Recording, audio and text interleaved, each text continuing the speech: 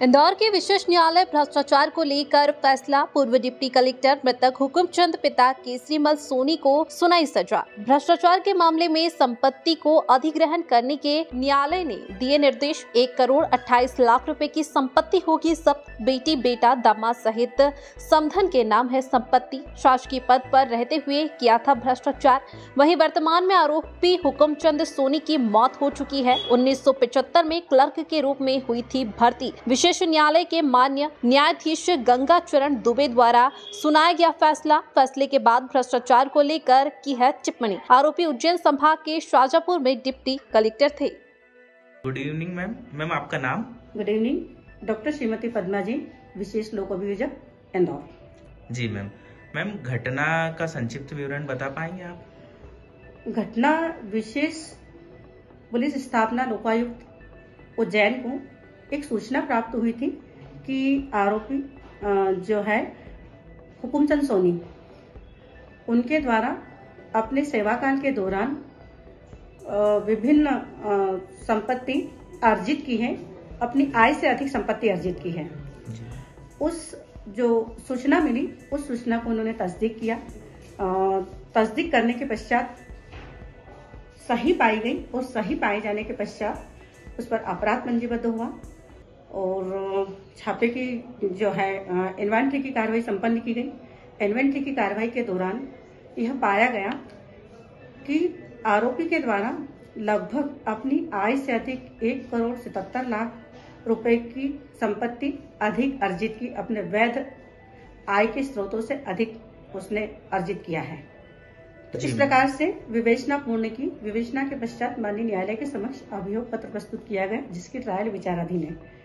और इस प्रकरण में माननीय न्यायालय ने विशेष न्यायाधीश महोदय श्री गंगाचरण दुबे साहब के द्वारा मध्य प्रदेश विशेष न्यायालय अधिनियम 2011 के अंतर्गत गठित विशेष न्यायालय के द्वारा यह पाया गया कि आरोपी जो है उसने अपने सेवाकाल के दौरान, उनकी भर्ती हुई थी, एक क्लर्क के रूप में भर्ती हुई थी 1975 में, 1975 के पश्चात, और विभिन्न पदों पर रहते उसने नायब तहसीलदार, तहसीलदार और डिप्टी कलेक्टर के पद पर पदोन्नति भी हुई।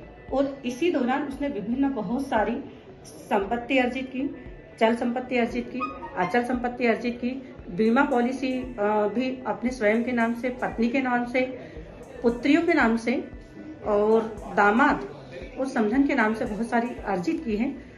और माननीय न्यायालय के द्वारा इसमें यह पाया कि जो संपत्ति है, जो हुकुमचंद सोनी है, इन्होंने अपने सेवाकाल के दौरान, सेवा की अवधि में जो पाया है, जो उन्होंने किया है, वो अपने समस्त उसकी जो सारी जो संपत्ति है, उन्होंने अपने जो है स्वयं की संपत्ति को अपनी पुत्री, दामाद और समधन और उनके नाम से इन्वेस्ट किया है। ये पाया गया।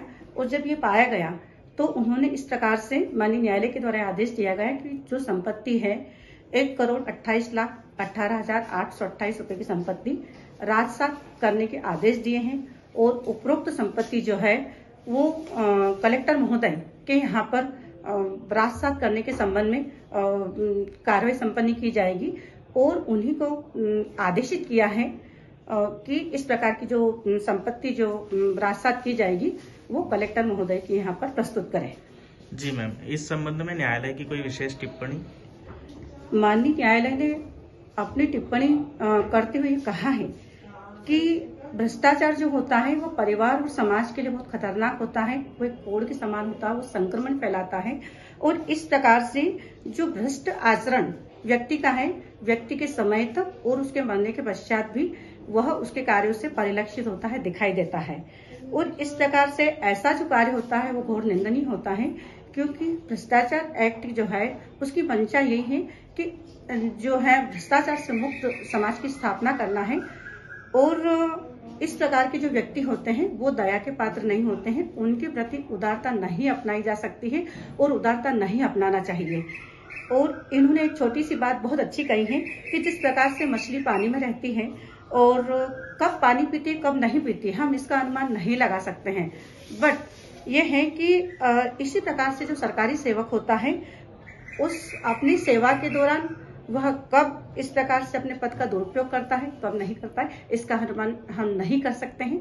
इस प्रकार से माननीय न्यायालय के द्वारा एक स्वागत योग्य फैसला दिया है। समाज के लिए एक संदेश है और एक लोक सेवक जो निष्ठा से कार्य करते हैं उनके लिए एक जो संदेश देता है। NTV टाइम, जनता की बात जनता के साथ।